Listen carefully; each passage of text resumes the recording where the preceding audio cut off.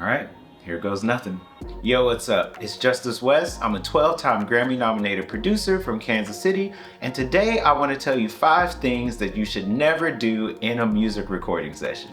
I've been doing recording sessions since I was about 13 years old. I've worked with artists like Ariana Grande and even Beyonce, and I want to share with you some things that if you do this in a session, they will not call you back. Tip number 1 of the 5 things you should never do in a session is talking out loud or having your phone play loud volume while other creators are trying to write. I see this a lot. Songwriters, artists, managers, different people in the room are meeting each other, and you might connect with somebody on a shared memory, shared hometown, shared interest.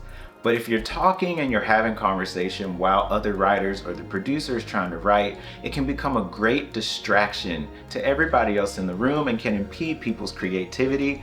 And it also creates an awkward interaction where somebody has to ask you to be quiet, and that gets weird as well. So it's just better to be conscious of the room, quiet when it's not your turn to contribute, and then when everybody's creating together, amp it up. Maybe there's a lunch break in the session and that's where you continue the conversation, or just simply take it to the hallway. Additionally, people are on social media sometimes and they have their phone playing volume, and there's viral songs playing, there's people, memes and comedy videos and stuff. And again, this can be super distracting to whoever has the floor in the room and is trying to get the song progressed down the line.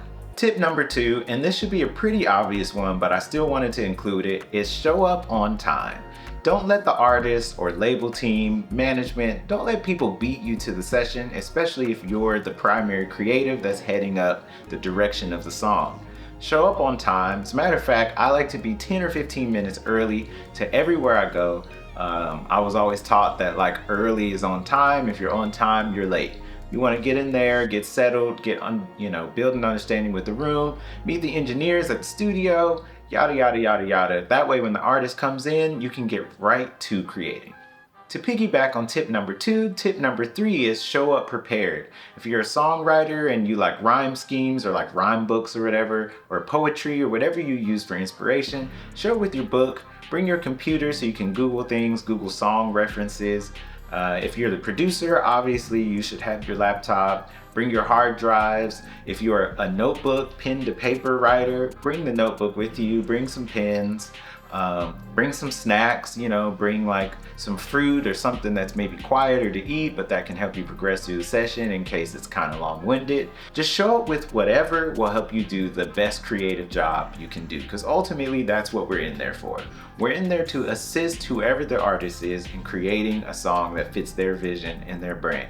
Whatever you want to bring that with you, and show up prepared and ready to do a great job. Tip number 4 is an interesting one, because when we get into the sessions, we want to be social with the other people on the team. But I will say, please refrain from dumping any personal problems on the room. If it comes up naturally in conversation and it's a moment of connection and vulnerability, which helps the creative process go better, then definitely contribute to the conversation. But I see a lot of times that people are going through things, they bring it into the room, they start chatting with the artist, and then it can become a bit inappropriate, and people don't ever want to offend you, so nobody will tell you to stop telling your problems. But there is a certain kind of danger when people are just showing up ready to work because they want to get the song done. So just be very, very cautious of sharing too much personal information, personal problems, personal struggles. And again, we're there to do a job. We need to hear the artist's story, and we need to be able to put their story into the song. So it's more important for them to have the floor than for you to have the floor.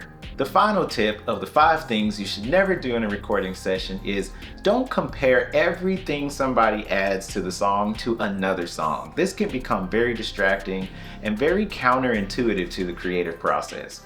All the music we make in life is going to resemble some other music that's out, because there's nothing new in the world of music. Everything has been done, and it's nice to draw comparison, especially when we're trying to write songs that we hope reach the charts. We want to have a good baseline of comparison to popular songs that people love, but if you do this too much in the room, you will definitely get on everybody else's nerves, and it also discourages people from having ideas, because then there's kind of this silent fear that arises. Well, what if we're copying people and we don't even know it?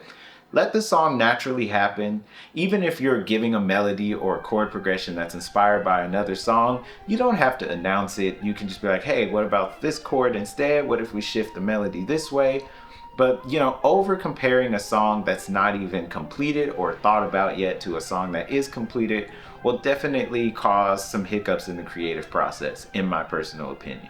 I really hope these 5 tips were super useful, and I hope that your next session is the best session you've ever had. And also, pass this information along. If you see somebody violating these rules and it seems like it's holding their career or their progression back, be the person to be like, hey, I don't want to offend you, but this in the room is kind of making it awkward or weird, and I want us all to have a successful time.